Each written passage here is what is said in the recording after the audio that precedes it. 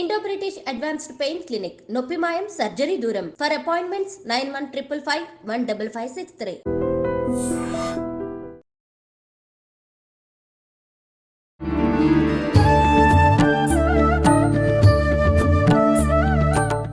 నమస్కారం గురుగారు. సర్వే జనా సుఖినో భవంతు, ఆనంద సిద్ధిరస్తు, అఖండ లక్ష్మీ ప్రాప్తిరస్తు. థ్యాంక్ యూ గురుగారు.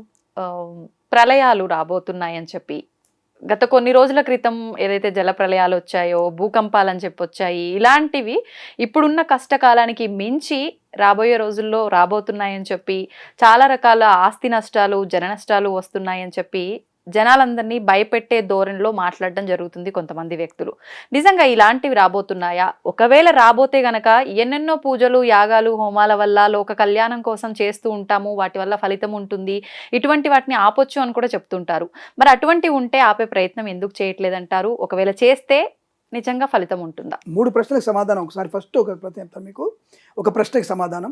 దక్షయజ్ఞం విన్నారుగా మీరు? సాక్షాత్తుగా పార్వతీదేవి తనను తాను కాల్చుకున్నటువంటి దక్షయజ్ఞం అంటే అక్కడ ఉన్నటువంటి దేవలోకమే కదా మొత్తం అది. మన అమ్మవారిని ఎవరు కాపాడలేకపోయారా?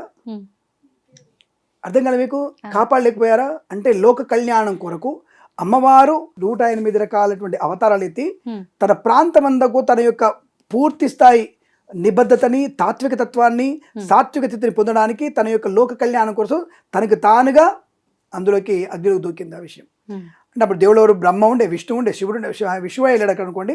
బ్రహ్మ, విష్ణుమూర్తి ఇద్దరు ఉన్నారు అక్కడ. తర్వాత ఇంద్రా దేవతలు, దిక్పాలకులు, ఇంతమంది ఎవరు కాపాడలేదంటే అంటే అక్కడ లోక కళ్యాణం కోసం అడగాలనే విషయంతో కాపాడలేదు. అంటే మీరు అడిగిన ప్రశ్నకి సమాధానం, ఇన్ని యాగాలు, యజ్ఞాలు చేస్తున్నాము, ఇది కాపాడుతుందా అని అడిగినప్పుడు అది లోక కళ్యాణం కోసం. పునరపి గణనం, పునరపి మరణం, ఇది కంపల్సరీ కావాలి మనకి. రెండవది పాపకర్మ అనేది ప్రతి మనిషికి ఎక్కువగా ఉంటుంది. ప్రతి మనిషికి పాపకర్మ ఉంటుంది. శృతి మించినటువంటి స్థితి అనేది పాపకర్మ నాశనానికి దారితీస్తుంది. దానికి ఒక చిన్న ఉదాహరణ. ఒక బస్సులో మనకి చాలామంది తెలిసిన కథనే ఇది, అందరు విని ఉంటారు. ఒక బస్సులో 50 మంది కలిసి యాత్రకు వెళ్తూ ఉంటారు. ఆ బస్సుకి ముందు ఒక 10 అడుగుల దూరంలో ఒక పిడుగు పడుతూ ఉంటుంది. అందరూ కూడా భయపడతారు. ఎవరో మన దాంట్లో పాపాత్మ ఉన్నాడరా, మీరు బయటికి వెళ్ళి ఒకటి రండి, వచ్చిన తర్వాత పిడుగు పడితే వాడు ఒకటి పోతాడు, మీతో అందరు బాగుంటారని చెప్పాడు. అందులో ఒక సన్యాసి కూడా ఉంటారు. పాపం అందరూ వెళ్తారు, వస్తుంటారు, ఎవరికి పిడుగు పడదు.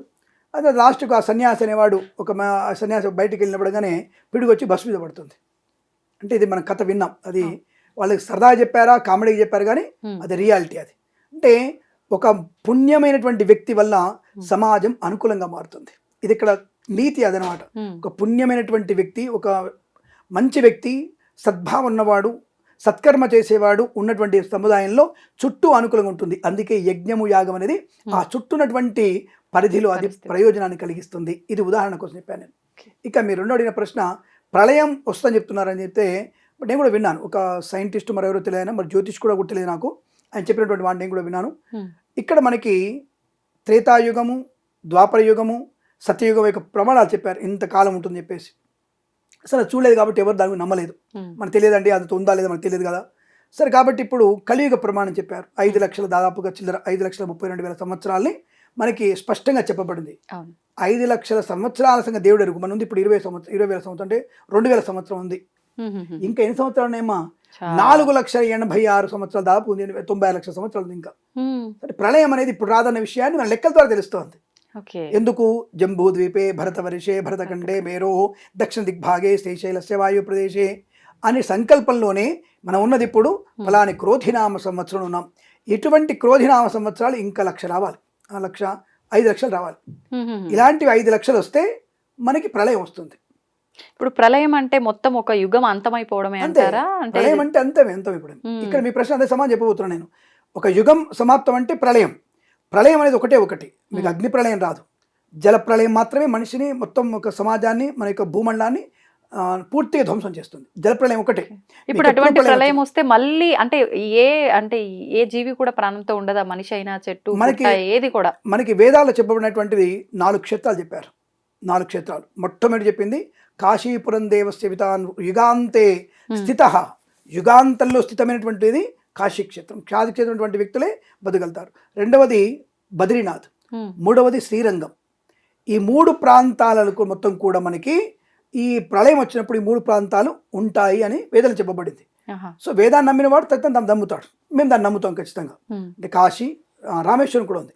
రామేశ్వరం, శ్రీరంగం, బద్రీనాథ్ మరియు మనకి కాశీ క్షేత్రం.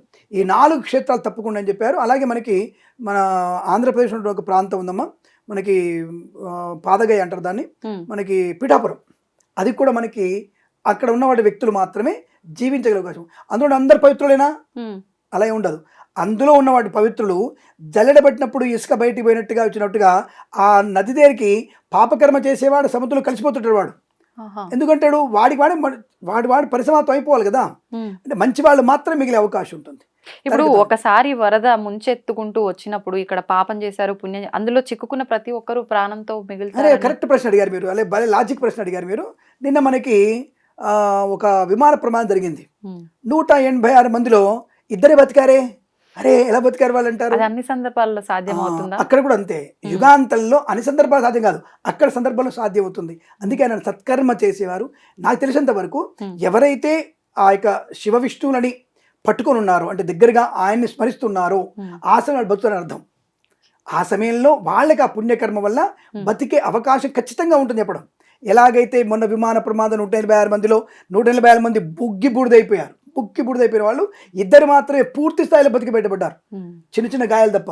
ఇది మనం ప్రత్యక్షంగా చూసిందే కదా. ఆ విమానం పేలిపోవడం కూడా చూసాం మనం. బ్లాస్ట్ అయిపోయింది. అది బ్లాస్ట్ అయిన దాంట్లో అంత పెట్రోల్ ఉంటుంది, దాంట్లో అన్ని సీట్లు నిరిపోయాయి, ప్లాస్టిక్ ఉంటుంది, గ్యాస్ ఉంటుంది దాంట్లో. పేలిపోయిన దాంట్లో 2 మాత్రం సురక్షితంగా బయటపడ్డారు. అందరు చాలా ప్రమాదం జరగలేదు. కాలికి ఒకరికి దెబ్బ తగిలింది, ఒకరికి ఎడమ చేయి దెబ్బ తగిలింది. నేను విజువల్స్ చూశాను నేను కూడా. ఎలాగైతే విమాన ప్రమాదంలో ఇలా బతికి దెబ్బతింటారో, ప్రళయాంతంలో కూడా ఈ ప్రాంతాల వారు బతికి బట్టగలిగే అవకాశం ఖచ్చితంగా ఉంటుంది. ఇందులో సందేహం లేదు. రెండోది, ప్రళయం అనేది మనకి ఎట్టి పరిస్థితుల్లో ప్రశ్నాంశంలో మీకు ప్రళయం దగ్గరకు వచ్చే అవకాశం లేదు. అయితే ప్రమాదాలు ఉంటాయి. ఎటువంటి ప్రమాదాలు? కరోనా వచ్చింది, దాదాపు అందరు చెప్పిన దాంట్లో పైన 11 కోట్ల మంది చనిపోయారు చెప్పారు. కానీ దాదాపుగా మనకి 74 కోట్ల మంది చనిపోయారు ఈజీగా. మొత్తం మన ప్రపంచం మొత్తంలో 74 కోట్ల మంది చనిపోయారు. ఉదాహరణకి మన దగ్గర 1 కోటి చిల్లర చెప్తున్నారు. దాదాపుగా మన దగ్గర మన భారతదేశంలో మినిమం 5 కోట్ల మంది చనిపోయి ఉంటారు.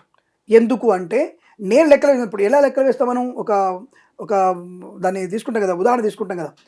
తీసుకొని ఈ ఏరియాలో 10 మంది చనిపోయారు అని దాన్ని ఎలా తీసుకుంటామో, అలాగే ఆ 10 మంది ద్వారా ఇన్ఫర్మేషన్ ప్రకారంగా నా చుట్టూ వాళ్ళు 10 మంది చనిపోయారు. పక్కన అడిగాం ఎక్కడైతే చనిపోయారు అంటే 20 మంది చనిపోయారన్నయ్య, ఇక్కడ బాబమ్మ వదిన గారు పోయారు అని చెప్పినప్పుడు, ఇలా మనం అందరినీ సోదాహరణంగా తీసుకున్నప్పుడు మన దేశంలో కనీసం ఇంతలైన మినిమంలో 3 కోట్ల మంది చనిపోయారు. మినిమంలో 3 కోట్ల మంది చనిపోయారు ఈజీగా, మినిమంలో. కాబట్టి ఇలా మనం ఈ సోదాహరణగా చెప్పగలిగితే ప్రపంచం మొత్తం కూడా 87 కోట్ల మందికి పైనే చనిపోయిన విషయం స్పష్టమైనటువంటి ఇన్ఫర్మేషన్. అది దాని అబద్ధమే లేదు. సరే వీళ్ళు చెప్పుకోవడానికి భయపడతారని చెప్పుకోవడానికి కావచ్చు, ఇంకొకటి కావచ్చు, నా దేశం గొప్పని చెప్పుకోవడం కోసం కావచ్చు, బీరాలు పడడం కోసం కావచ్చు, కానీ చాలా మంది చనిపోయిన విషయం వాస్తవం. మందులు అందరికీ చనిపోయారు, చాలా బోల్డ్ మంది ఉన్నారు. కాబట్టి ఇది ఒక రకమైన ప్రళయమే. ఇప్పుడు అలాంటి వైరస్ వచ్చే అవకాశం ఉందా? వైరస్ రాదు. అదే అంట నేను, ప్రళయం అన్నప్పుడు నీటి వల్ల వచ్చేటువంటి ప్రళయమే. అంటే ఇప్పుడు మీకు చెప్పొచ్చేది ఇటువంటి ప్రమాదాలు జరుగుతాయి. రెండవది, సునామీ లాంటి హెచ్చరిక రావచ్చు. ఇప్పుడు చెప్తున్నాను మీకు నేను, 2027లో అటువంటి సునామీ హెచ్చరికలు మళ్ళీ వచ్చే అవకాశం ఉంది. ఏ ప్రాంతం? 2027లో మనకి అసలు మన భారతదేశం వైపు తక్కువ. ఎందుకంటే ఎక్కడైతే మీకు ఎక్కువగా ఈ కొండ చెరువు విడిపడేది ఈ ఎటువంటి ఉత్తర ధ్రువ కేంద్రాలనే తప్ప దక్షిణ ధ్రువ కేంద్రాల్లో మీకు ఎక్కువగా సునామీలు అటువంటి రావు. ఉత్తర ధ్రువ కేంద్రాలనే వస్తాయి మీకు. కాబట్టి మీకు ఎట్టి పరిస్థితులు కూడా మీకు అటువైపు మాత్రమే, అంటే ఆఫ్రికా, అంటార్కిటికా అటువైపు నుంచి రావాల్సింది తప్ప మన వైపు నుంచి వచ్చేటువంటి అవకాశాలు కష్టం. అక్కడి నుంచి ప్రారంభమైతే అవి కొలతలుగా పడిపోయి మందిరికి వచ్చరికి ఎండింగ్లోకి వచ్చేస్తుంది. మనకి ప్రమాదం ఉంటుంది. మనకి పోయినసారి సునామీ కంటే కొద్దిగా ఎక్కువ అవకాశం. బట్ 2020లో అంతకంటే ప్రమాదం వస్తుందంటే అలాంటిది వచ్చే అవకాశం ఉంది. కాకపోతే అంటే అగ్ని ప్రమాదం లోపల నీళ్ళ లోపల అగ్ని ప్రమాదం జరిగే అవకాశం ఉంది. కాబట్టి ఈ అగ్ని ప్రమాదం వల్ల మనకి అటువంటి భూకంపం 2027లో వచ్చే అవకాశం ఉంది. అవకాశం మాత్రమే. అది కూడా ఎందుకు, ఇప్పటి నుంచి మేము గ్రహాన్ని పరిశీలిస్తున్నప్పుడు ఆ రోజున మీకు కుజ, శని, బుధ, గురుగ్రహాల యొక్క ఏకతాటి ఉండడం వల్ల అటువంటి ప్రమాదం ఎప్పుడైతే మనకి అంతకుముందు సునామీ వచ్చిందో దాన్ని బేస్ చేసుకుంటే మళ్ళీ వచ్చే అవకాశం ఉంది. ఎప్పుడు మనకి ఆ ప్రమాదం మన దాకా రాకపోవచ్చు. ఎందుకు, ఇందాక మీరు అడిగినటువంటి యజ్ఞ, యాగ, పుణ్యకర్మల వల్ల. సరే ఏ మతం వాళ్ళ ప్రార్థన వల్ల కావచ్చు, మనం తప్పుగా పట్టట్లేదు దాన్ని. వాళ్ళ ప్రార్థన వల్లనే మన దేశం అద్భుతమైనటువంటి ఆనందం ఉండే అవకాశం కూడా ఉండవచ్చు. కాబట్టి ఈ లెక్క ప్రకారంగా మీకు 5 లక్షల చిల్లర సంవత్సరాల తర్వాత వచ్చే ప్రళయం వేరు. ఇప్పుడు మేము ప్రళయం అయితే రాదు. ఒక ఆయన వచ్చేసి మనకి తెలంగాణ ఆంధ్రప్రదేశ్ మాత్రం ఏం ప్రమాదం లేదు, కానీ ఉత్తర భారతంలో పడిపోతుంది. ఇంపాసిబుల్. పుణ్యభూమి అక్కడ అంతా కూడా పుణ్యభూమి. అది పుణ్యభూమిలో మీకు వచ్చేటువంటి ప్రమాదం అయితే ఇప్పుడు ఎక్కడ కనిపించట్లేదు. ఆయన కూడా చెప్పారు సమాధానం 2025 అన్నాడు. 2025లో చెప్పినారా పెద్ద ఆయన వారెవరు. 2025లో అటువంటిది జరగదు, జరిగే అవకాశం లేదు, ప్రళయం వచ్చే అవకాశం అంతకన్నా లేదు. ఈ షష్టగ్రహ కూటమి ఏదైతే చెప్తారో అందరూ కూడా ఊకదంపుడు ఉపన్యాసాలు 6 గ్రహాలు కలుస్తున్నాయి ఏప్రిల్ తర్వాత ఉగాది నుంచి బ్రహ్మాండంగా ఎటువంటి ప్రమాదం వస్తుందని చెప్పేసి అదంత అబద్ధము. ఈ మీనరాశిలో ఉన్నటువంటి 6 గ్రహాల్లో 4 గ్రహాలు శుభస్థానం ఉన్నాయి, శుభకారకులు వాళ్ళు. కాబట్టి శుభకారకుడు ఇక్కడున్న 5 ఒకడు మర్డరిస్ట్ ఉన్నా, అంటే ఒకడు మర్డర్ చేసేవాడున్నా, మిగతా వాళ్ళు మంచి వాళ్ళున్నా ఆ మర్డర్ చేసేవాడు మర్డర్ చేస్తాడా? కాబట్టి గ్రహాలు కూడా అంతే. 4 శుభగ్రహాల యొక్క ప్రభావం ఎక్కువగా ఉంటుంది కాబట్టి ఈ చెడు గ్రహం యొక్క ప్రభావాన్ని పూర్తిగా నాశనం చేస్తారు. కాబట్టి అటువంటి ప్రళయం కానీ ప్రమాదం కానీ వచ్చే అవకాశం లేదు. కానీ 2025లో భూకంపాలు ఉన్నాయి. 2000 భూకంపాలు మాత్రం ఖచ్చితంగా ఉన్నాయి. అది ఉత్తర భారతంలో ఉంది, మధ్యప్రదేశ్లో ఉంది, తర్వాత భోపాల్లో ఉంది. తర్వాత మన వైపున చూసుకుంటే మనకి ఆంధ్ర వైపున కొన్ని ప్రాంతాల్లో, నెల్లూరు ప్రాంతాల్లో కొంత భూకంపం వచ్చే అవకాశం బలంగా కనబడుతుంది. దాని ప్రభావం మనకు కొంత ఆర్థిక వ్యవస్థ మీద దెబ్బపడే అవకాశం ఉంటుంది. రెండవది అసలు భూకంపాలు అనేటువంటి భాగ్యనగరం, మన భాగ్యనగరంలో కూడా జూబ్లీహిల్స్ ప్రాంతంలో తప్పకుండా భూకంపం వచ్చే అవకాశం కూడా కనబడుతుంది. ఆ విషయంలో జాగ్రత్తగా ఉండాల్సిన అవసరం ఉంటుంది. 2025 జూన్ ఆర్ సెప్టెంబర్లో జరిగే అవకాశాలు ఎక్కువగా ఉన్నాయి. జూన్లో కానీ సెప్టెంబర్లో కానీ జరిగే అవకాశాలు ఉన్నాయి. ఆ విషయం జాగ్రత్తగా ఉంటే చాలు. ఎటువంటి జాగ్రత్తలు? ఒకటి, ప్రమాదాన్ని ముందుగా పసిగట్టడం, పదిలమైనటువంటి నిర్మాణం ఏర్పరచుకోవడం, మనకున్నటువంటి ప్రమాదాన్ని ముందు గ్రహించి జాగ్రత్తగా ఉండడం. రిక్టర్ స్కేల్ మీద మన వాళ్ళు శాస్త్రీయతతో ఉన్నటువంటి వాళ్ళు, కంప్యూటర్ని కనిపెడుతున్నవారు, మనం పైకి పోయిన అంతరిక్షమైనటువంటి గ్రహాలని గ్రహించి దాంట్లో తరంగాలని కనుక్కొని, భూతరంగాలని కనుక్కొని, అంతరంగాలు ఉన్నటువంటి వాటిని కనుక్కొని మన సరైన ఇన్ఫర్మేషన్ ఇస్తే చాలు. ఒక ఆయన మనకి ఆల్రెడీ దగ్గర భూకంపం వచ్చింది, ఏ ఒక్కళ్ళు కూడా మనకి కనీసం 2 గంటల ముందు ఆ ఇన్ఫర్మేషన్ ఇవ్వలేకపోయారు. అది మన భూ వాతావరణ కక్షటువంటి సైంటిస్ట్ చేసేటువంటి పని. తప్పుపడట్లే ఎవరిని, వాళ్ళ పాపం చదువుకున్నారు వాళ్ళు కూడా. కంప్యూటర్ సరిగ్గా ఇవ్వలేదు, ఏం చేద్దాం మనం? కంప్యూటర్ నమ్ముకున్నాం మనం, కంప్యూటర్ ఏం చేయలేదు కాబట్టి మనం ఇవ్వలేకపోయాం. గంట ముందు వరకు మనకి ఇన్ఫర్మేషన్ లేదు. మన ఆలేరు దగ్గర, తెలంగాణలో ఆలేరు దగ్గర జరిగినటువంటి ఆ యొక్క భూకంప ప్రకంపనాలు మన గంట ముందు కనిపెట్టలేకపోయామంటే ఆలోచించండి. వాళ్ళు అంటారు మేము 3 days ముందు దాని ఇన్ఫర్మేషన్ ఇచ్చాం. ఇవాళ రేపు సోషల్ మీడియాలో టక్కున వెళ్ళిపోద్ది, బయటికి విషయం బయటికి టక్కున వెళ్ళిపోతుంది. అలాంటిది 3 days ముందు ఇచ్చాము, ఎవరికి ఇచ్చారు? ఇదంతా కూడా అభూత కల్పన. కాబట్టి మన సైంటిస్టులు, మన శాస్త్రీయ తప్పుపట్టలేదు. కానీ ఎందుకు తప్పుపట్టలేదు? నా జ్యోతిష శాస్త్రంలో పుట్టినటువంటి పిల్లలు అవన్నీ కాబట్టి, ఫిజిక్స్ కానీ, కెమిస్ట్రీ కానీ, ఆస్ట్రోనామీ కానీ ఏదైనా సరే, కాబట్టి దాన్ని తప్పుపట్టట్లేదు. ఇప్పటికైనా సరైనటువంటి శాస్త్రీయ దృక్పథంతో దాన్ని తయారు చేసి మాకు చెప్పండి, పంచాంగం ఎలా ఇస్తున్నాం. కానీ పంచాంగాన్ని పంచగట్టుకున్నవాడు చెప్పాడు కదా, నమ్మరు. కాబట్టి కొంచెం సూటు బూట్ వేసుకుని టై వేసినట్టు నమ్ముతారు. కాబట్టి వాళ్ళు చెప్పే తొందరగా చెప్పండి, ఆయన మా పంచాంగం పంచగట్టుకొని ముందే వస్తుంది, ఆయన మమ్మల్ని నమ్మేవాళ్ళు లేరు. కాబట్టి దాన్ని కొద్దిగా ప్రపంచంలోకి తీసుకెళ్లే ప్రయత్నం చేస్తామనే విషయాన్ని నేను గుర్తు చెప్తున్నాను మీకు. అంటే మీరు అనుకోవచ్చు, గురుగారు వెటకారంగా చెప్తారు మీరు అంటే, పంచగట్టుకున్న పంచాంగాన్ని ఎవడు నమ్ముతున్నాడు? ఏమైనా నాకు ఈ సంవత్సరం డబ్బులు వస్తాయా, ఈ సంవత్సరం పెళ్ళి అవుతుందా, ఈ సంవత్సరం పిల్ల వస్తుందా, ఈ సంవత్సరం నేను లవ్ చేసిన పిల్లని పెళ్లి చేసుకుంటానా, నేను ఒక పిల్లని వశీకరణ చేసుకోవచ్చునా, నేను స్టేట్ ఆడతాను, షేర్ మార్కెట్ ఆడతాను, డబ్బులు వస్తాయా? ఇవి తప్ప నేను సమాజానికి ఉపయోగపడతానా, నా వల్ల సమాజం ఏమైనా ఉపయోగపడుతుందా, నా వల్ల నా కుటుంబం ఏమైనా ప్రయోజనాన్ని పొందుకుంటుందా, నాకు మంచి పేరు వస్తుందా అని అడిగేవాళ్ళు ఎవరు ఉన్నారా? ఎవ్వరూ లేరు. కాబట్టి యద్భావం తద్భవతి. కాబట్టి అందుకనే ఇప్పుడు ప్రళయాలు వస్తున్న విషయంలో మీరేం భయపడకండి.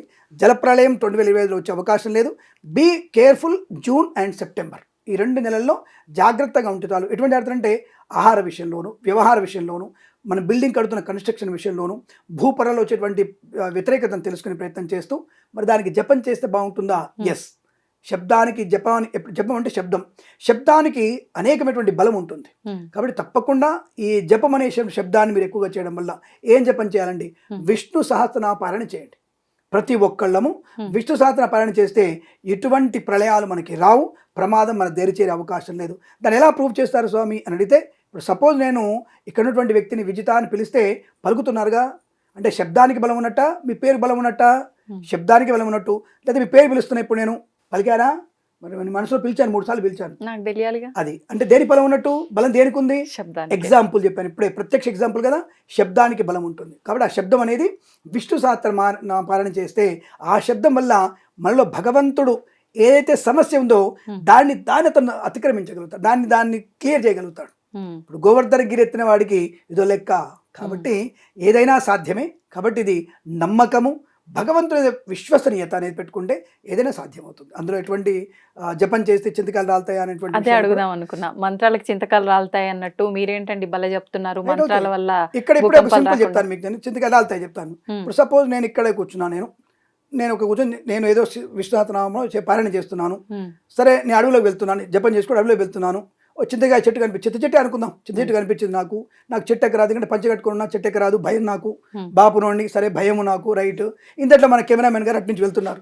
పంతులు గారు ఏంటంటే ఇక్కడ ఉన్నారంటే, ఏం లేదా అబ్బాయి చింతకాయలు బాగున్నాయి తెంపుదాం అనుకుంటే, ఎవరిది పంతులు గారు అంటే విజిత గారిదినయ్యా, చెట్టు ఆమెదే పాపం ఏమన్నదిలే అంటే, సరే పంతులు గారు నీకు కూడా కొన్ని నేను కూడా కొన్ని తీసుకుంటా అంటాడు.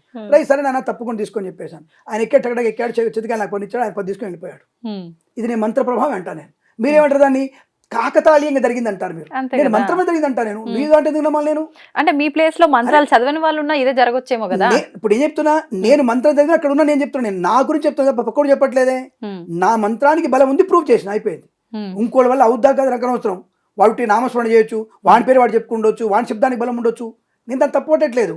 నా మంత్రాలకి చింతకాయలు రాలాయి, ఎలా రాలాయి, ఇలా రాలాయి. నాకు కావాల్సిన చింతకాయలు రాలడం వరకే, అంటే తప్ప నువ్వు గాలిలోంచి ఊటి ఇట్లా చెట్టు ఊగి రావని చెప్పట్లేదే. కాబట్టి అక్కడ కెమెరామెన్ వెళ్ళారు, అదే అడిగాడు ఎవరు అయ్యగారు మరి ఇబ్బంది అవుతుంది గురుగారు అంటే, ఏం పర్లేదు విజిత గారి చెట్టు అది పాప ఏమలేదు అని చెప్పినప్పుడు ఎక్కాడు, చింతకాయలు రాల్చాడు, నాకు ఇచ్చాడు, 10 తీసుకు వెళ్ళిపోయాడు. అంతే. నా సంకల్పం అది. ఈ సంకల్పం వల్లనే నా భూమి పొరలలో వచ్చేటువంటి ప్రళయాన్ని కానీ ప్రమాదాన్ని కానీ నివారించగలిగే శక్తి ఆ పరంధాముడికి ఉంటుంది. ఆ పరంధాముడు నమ్ముకుంటే మనకి అన్నీ అనుకూలంగానే ఉంటాయి. కాబట్టి అటువంటి ప్రయత్నాన్ని మనం చేయాలి. నిష్పక్షపాతంగా భక్తితో వినమ్రతతో కోరిన కోరికలు నెరవేర్చేవాడే భగవంతుడమ్మ. అంటే నువ్వు ధర్మమైన కోరికలు కోరవుగా. పుణ్యఫలంగా నీకు కిలో బంగారం కావాలంటావు, ఏమో ఇస్తాడేమో తెలియదు. ఇక్కడ వెళ్తున్నప్పుడు ఏదన్నా నీకు షాప్లో 1 kg గోల్డ్ ఛాలెంజ్ చేసి పెట్టవచ్చు. దేవుడి దేవలా నువ్వు చేయగలిగితే ఆ సందులో చేయగలిగే అవకాశం ఉండవచ్చు. Maybe it can possible. అదే అందుకే ఇట్ కెన్ పాసిబుల్. నీకు తప్పకుండా యోగం రావచ్చు. లేదంటే వెళ్ళగానే మీరు ఎవరు ఏదో కారు కొని ఉండొచ్చు, చిన్న కారు కొని ఉండొచ్చు, దానికి లెక్క డ్రా ఇచ్చి ఉండొచ్చు, దానికి మీకు బంగ్లా రావచ్చు, చెప్పలేం కదా. ఇప్పుడు మీకు అమెరికా లాటరీలో దుబాయ్ లాటరీ కొంటున్నారు వాళ్ళకి, మన ఒక అబ్బాయికి 35 కోట్లు వచ్చాయి, 15,000 టికెట్ 13 కోట్లు వచ్చాయి. ఎలా వచ్చాయి 13 కోట్లు? 15,000 టికెట్కి 13 కోట్లు వితౌట్ ట్యాక్స్. అది క్లియర్ మనీ. ఇండియాకి వచ్చిన క్లియర్ మనీ, వైట్ మనీ. మరి ఎలా సంపాదించాడు? అంటే అలాంటి అదృష్టం అందరికీ ఉంటుందా? ఉండదని ఎందుకు అనుకుందాం మనం? ఉండదని అనుకోవడం ఎందుకు? ఒకప్పుడు ఉన్నటువంటి విజితకి, ఒక 3 ఏళ్ల క్రితం విజితకి, ఇప్పుడు విజితకి ఒక టాలెంట్, ఒక పేరు లేదా? ఇప్పుడు బయటికి వెళ్తే రికగ్నేషన్ ఉందిగా. ఆ రికగ్నేషన్ అనేది నిలుపుకోగలిగే అవకాశం భవిష్యత్తులో మనకి ఏదైనా సాధ్యమవుతుంది. ఇక్కడ వచ్చిన అవకాశాన్ని అందిపుచ్చుకోగలిగే అవకాశమే భగవంతుడు. ఆ భగవంతుడిని నమ్ముకుంటే నీకు అవకాశాలు ఇస్తూనే ఉంటాడు ఆయన. దాన్ని మనం తీసుకుంటూ స్వాగతించవచ్చు, ఆనందపడవచ్చు. అయ్యో ఇప్పుడు ఉన్నటువంటి కెమెరామెన్ ఇద్దరు కూడా రేపు వచ్చే రాజమౌళి సినిమాలో వాళ్ళిద్దరు కూడా ముఖ్యమైన కెమెరామెన్ అవ్వచ్చు. అవ్వడానికి కారణం లేదు, అవ్వచ్చు. ఎందుకు అవ్వకూడదు? ఒకప్పుడు ఉన్నటువంటి చోటాకే నాయుడు ఏ సినిమాలు తీశాడు, ఇట్లా మళ్ళాగానే మేము చిన్న కెమెరా పట్టుకొని తీశాడు. చోటాకే నాయుడు నేను పేరు చెప్తున్నా, ఆయన మామూలుగా దూరదర్శన్ కూడా పనిచేశాడు. మరి ఇప్పుడు one of the best cinematographer ఆయన కెమెరామెన్ ఆయన. కాబట్టి మన పిల్లలకు కూడా తప్పకుండా, ఇద్దరు పిల్లలకి రాజమౌళి సినిమాలో చీఫ్ డిఓపి రావచ్చు, ఇద్దరికి రావాలని కోరుకుంటున్నాను నేను. రావద్దనేది లేదుగా. అంటే కృషి ఉంటే తప్పకుండా మంచి ఫలితం ఉండే అవకాశం ఉంటుంది, ఖచ్చితంగా అవుతుంది. అంటే ఇప్పుడు ఇక్కడే ఎందుకుంటారు వాళ్ళు? ఇక్కడే 50,000కి ఉపయోజితం చేస్తే వానికి పెళ్ళం ఎట్లా పోస్తాడు? లవర్ ఉంది వాళ్ళకి, లవర్ ఎట్లా పోషిస్తారు వాళ్ళు? ఇద్దరికి చెలవ లవర్ ఉంది, పోషించాలి వాళ్ళు. ఇద్దరికి చెలవ లవర్ ఉంటుంది, పోషించగలుగుతారు. వాళ్ళకి కట్స్ అవుతుంది వారికి. ఈ ప్యాకెట్ మీద అడ్డే వెళ్ళిపోతుంది. కర్మగాలి వాళ్ళని పెళ్లి చేసుకుందాం అనుకుందాం, వాళ్ళని పెళ్లి చేసుకుంటే అయిపోయి ప్యాకెట్ మనీ ఉండదు, జాకెట్ మనీ ఉండదు, అంటే అటే మనీ, ఇంకొక మనీ లేదు వాళ్ళకి పాపం. కాబట్టి వాళ్ళు సంపాదించుకోవాలి. కాబట్టి ఎదుగుదల, దేవుడిని నమ్ముకుంటే ఎదుగుదల ఖచ్చితంగా ఉంటుంది, ప్రయోజకులయ్యే అవకాశం ఉంటుంది. నమ్మకం ప్రధానం. మన నమ్మకంతో మనం చేసే ప్రయత్నం. పొద్దున లేచి వేరే వాళ్ళందరూ కూడా ఎందుకు వాళ్ళ ప్రార్థనలు చేస్తున్నారు అంటే నమ్మకంతో చేస్తున్నారు. ఆ నమ్మకం మనలో ఉన్నప్పుడు సాధ్యమే అవుతుంది. అందుకంటే ఈరోజు విజిత అనే వ్యక్తి ఇక్కడ కూర్చున్న, ఝాన్సీ అమ్మాయి ఇక్కడ కూర్చున్న, అడ్మినిస్ట్రేషన్గా ఉన్న భగవంతుడి మాయ అది. మనం ఎక్కడున్నాం అందరం కూడా. ఒకప్పుడు సైకిల్ మీద తిరిగిన కిరణ్ శర్మ, కిరాయి సైకిల్ తిరిగిన శర్మ. ఈ రోజు కిరణ్ శర్మ దగ్గర 40 లక్షల కారు ఉంది. ఒకప్పుడు ఇది అమీర్పేటలో రెంట్ సైకిల్ మీద తిరిగిన నేను, రెంట్ సైకిల్ మీద. సో అలాంటి వ్యక్తి ఇప్పుడు 40 లక్షల కారు మెయింటైన్ చేస్తున్నా అంటే గొప్పతనం కాదా? ఆ భగవద్ అనుగ్రహం కాదా? ఒక గృహప్రవేశానికి 40,000 తీసుకుంటాను నేను, ఒక పెళ్లికి నేను దాదాపు ₹1,00,000 తీసుకుంటాను నేను. ఏం చేస్తారు గురుగారు అంటే, నువ్వు ఏ కులమైనా సరే అంతే గంభీరంగా చేస్తాను నేను, పద్ధతి ప్రకారం చేయాలంతే. నేను ఒక్కడే పోయి అది తీసుకోను. నా 4 బ్రాహ్మణులు వస్తారు, 4కి ఆశలు చెప్పిస్తాను, 4కి డబ్బులు పంచుతాను నేను. నా వల్ల 10 మంది బతకట్లే, నాకు ఆ పుణ్యం కావాలి నాకు కూడా. ఇది నేను కోరుకునేది. అందుకనే ఏదైనా సాధ్యమే. నాకు దుర్గాగుడి, అమీర్పేట దుర్గాగుడి అమ్మవారు నా ప్రత్యక్ష సాక్షి. నన్ను పెంచిందంటే అమ్మవారే. అసలు గుడి బయట బెచ్చగాడు, గుడి లోపల నేను అంతే తేడా. బట్ ఈ రోజు నా ఈ స్థాయిలో ఉన్నానంటే, విజిత ముందు కూర్చొని మాడుతానంటే నాకు ఆ విలువ లేకపోతే ఇక్కడ వస్తాను, ఏదో వస్తాను నేను. ఇంత చదివేలా చదువుకున్నాను నేను. అందుకనే భగవంతుడు ఎక్కడ నీకు చేంజ్ రావాలో అక్కడ పికప్ చేస్తాడు. ఆ పికప్ చేసిన దాన్ని మనం అలాగే నిలుపుకుంటే అలాగే ఉంటాం. ఆ పికప్లో మనం తప్పు చేసాం అనుకో ఇంకా డిప్పే, అది కాబట్టి జాగ్రత్తగా ఉండాలి. కోలుకోలేని దెబ్బ. ఇంకా మనకి అయిపోయిందంటే వదిలేస్తాడు అంతే, తీస్తే అయిపోయి ఇంకా పాతాళమే, అధపాతాళం అంటారు దాన్ని. కాబట్టి వచ్చినటువంటి నమ్మకాన్ని భోజనటువంటి వరాన్ని అందిపుచ్చుకుంటే ఎదుగుదలే ఉంటుంది తప్ప తరుగుదల ఉండదు. అదనమాట. ఎక్కడి నుంచి ఎక్కడికో వెళ్ళిపోయాం, మొత్తానికైతే మంచి విషయాలే తెలియజేశారు. ధన్యవాదాలు. శుభమస్తు, అఖండ ఐశ్వర్యమస్తు. రైట్.